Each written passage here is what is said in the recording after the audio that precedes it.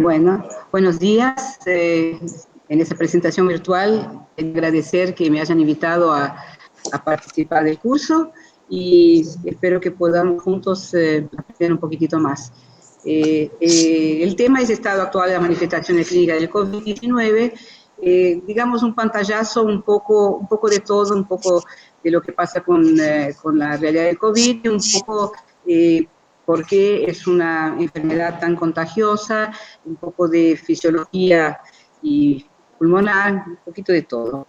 Bueno, lo primero y más importante es que el COVID es una enfermedad emergente. ¿Y qué es una enfermedad emergente? Es una enfermedad nueva, o sea, tenemos las reemergentes, que son enfermedades que ya conocíamos, y las emergentes son las nuevas, y el COVID, si bien el coronavirus ya es un virus conocido, el SARS-CoV-19 no era conocido. Entonces, ¿por qué aparece una enfermedad emergente? Por la interacción de varios factores, biológicos, sociales y económicos. Los factores biológicos son como la variabilidad y adaptabilidad genética de los microorganismos causantes de la enfermedad. O sea, este virus, que es un virus que se transmitía de animal a animal, empezó a transmitirse del animal al ser humano. Los factores sociales que ayudan a que las enfermedades emergentes aparezcan es el auge del comercio internacional, las migraciones, el turismo, el hacinamiento, la manipulación inadecuada de los alimentos. Y los económicos que favorecen las enfermedades emergentes son todos los relacionados a la pobreza: falta de cloaca, falta de agua corriente, hacinamiento. Y se considera entonces el COVID una enfermedad emergente y una enfermedad sistémica que puede presentarse de múltiples formas. O sea, lo primero importante que tenemos que saber es que el COVID puede ser en el 80% una enfermedad que pasa desapercibida o como una leve gripe.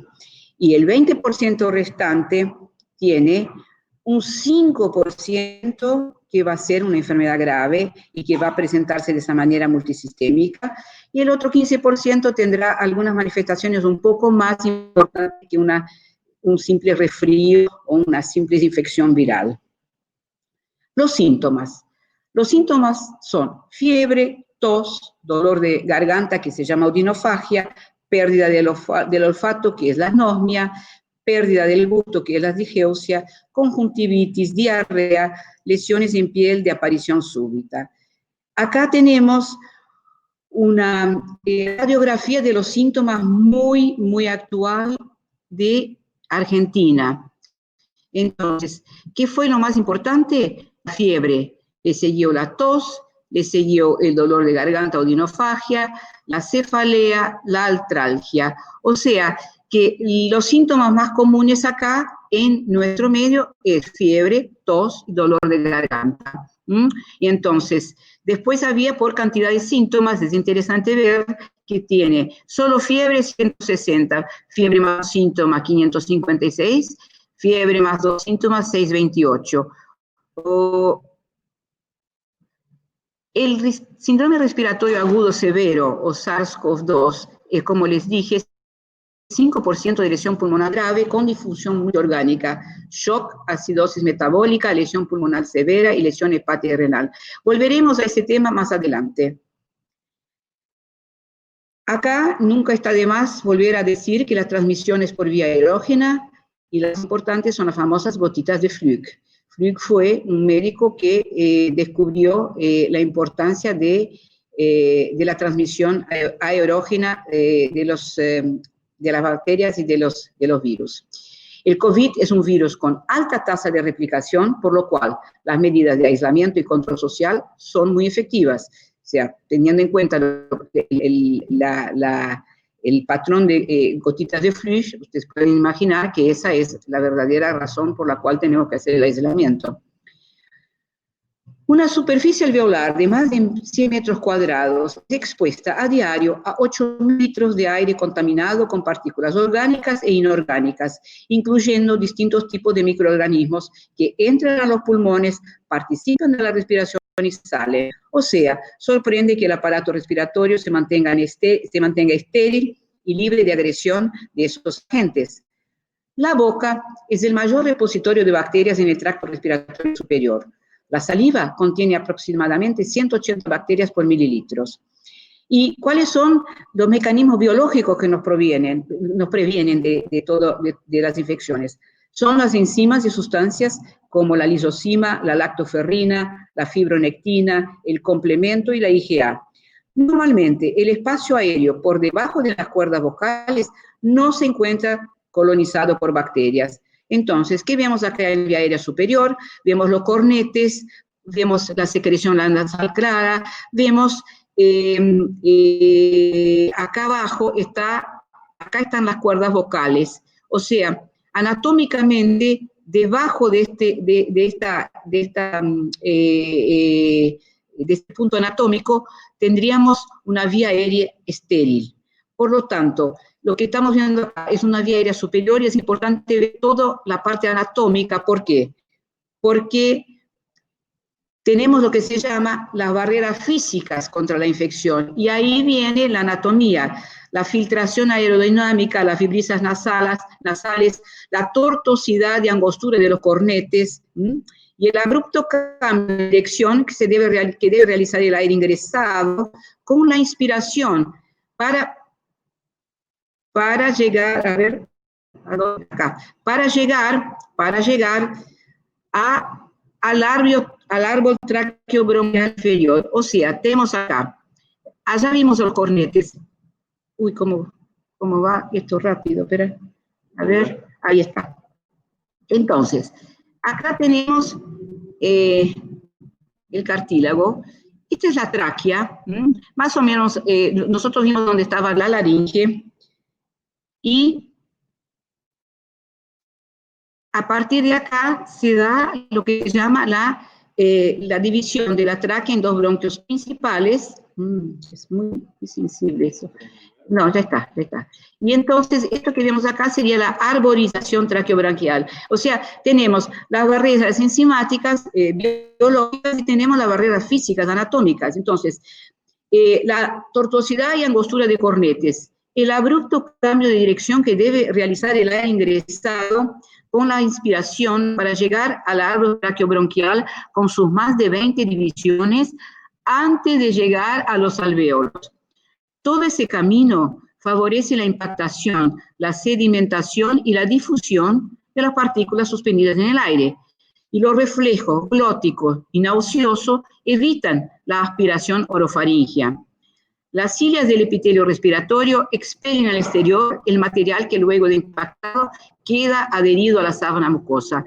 Y esto tiene que ver con, digamos, la fisiología, anatomía normal. Pensemos en los pacientes que tienen inmunodepresión, en los pacientes que tienen EPOC severo, en todos los pacientes que tienen enfermedades que pueden alterar todo ese proceso.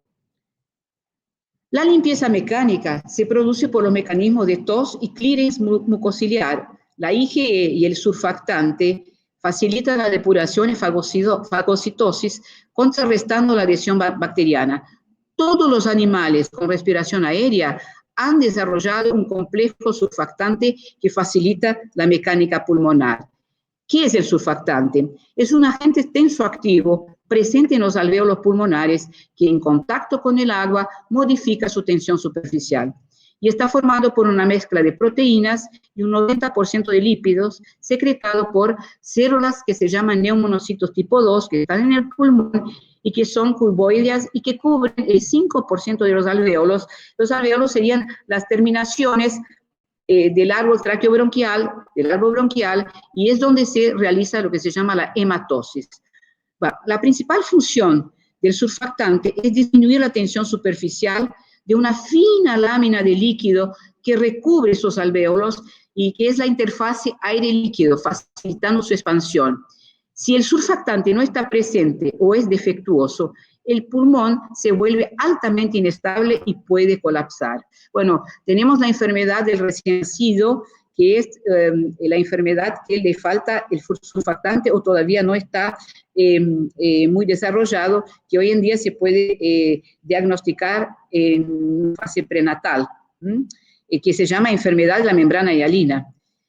Los macrófagos, acá los tienen, esta es la última división del árbol respiratorio, y ustedes ven acá que tenemos bronquiolos, es muy difícil esto, bronquiolos respiratorio, las aberturas del conducto alveolar, porque el macrófago sería de esas pelotitas rojas que ustedes ven, o sea, hagamos un poco de imaginación. Los macrófagos alveolares son células que son multifuncionales, en realidad son linfocitos, que por un lado fagocitan elementos extraños en la vía aérea y por otro fabrican proteasas y oxidantes para una respuesta inmune e inflamatoria. Y eso tiene mucho que ver con lo que va a pasar con aquel 5% de pacientes que van a tener una enfermedad COVID muy grave. En los pacientes que padecen neumonía grave, el proceso puede curar con una secuela de fibrosis pulmonar o seguir una secuencia de neumonía grave con daño endotelial alveolar seguido de un cuadro de trombosis microvascular. ¿Cómo se produce? Se postula un cuadro de respuesta hiperinmune del huésped que desata un estímulo exagerado de las defensas del organismo. Lo denominan tormenta de citocinas.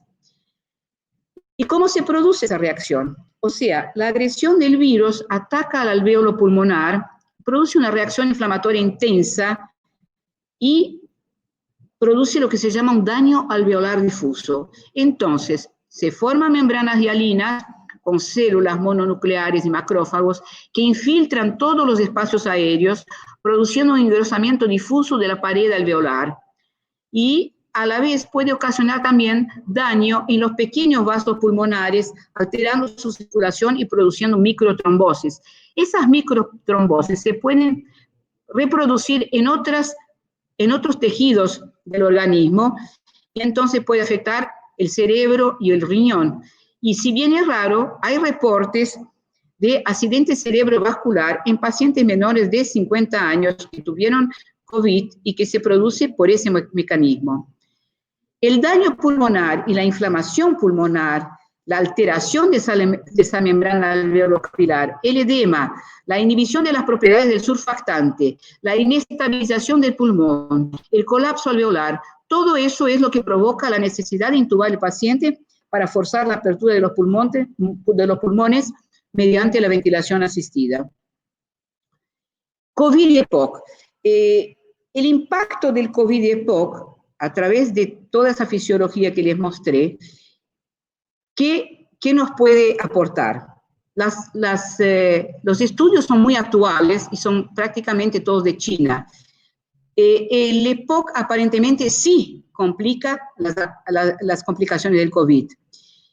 Como vimos toda la secuencia de cómo entran las bacterias al tracto respiratorio superior, el humo del tabaco deteriora los mecanismos de defensa del aparato respiratorio. Todo ese mecanismo de depuración de las cilias, de toda la parte biológica, lactoferrina y todo eso, está deteriorado. Y el SARS-CoV-2 interactúa, y eso sí es muy nuevo, a nivel alveolar con la enzima convertidora de angiotensina 2, que está presente en los pulmones de los fumadores. ¿Y qué pasa? Los fumadores tienen mayor expresión de esos receptores de ECA2, y entonces fumar, vapear o cualquier otro tipo de inhalación actuarían como fomites, que son vectores inanimados del virus. Y por último, COVID y asma. No hay hasta ahora ningún estudio que confirma la existencia de una relación que pueda agravar el asma bronquial junto con el COVID.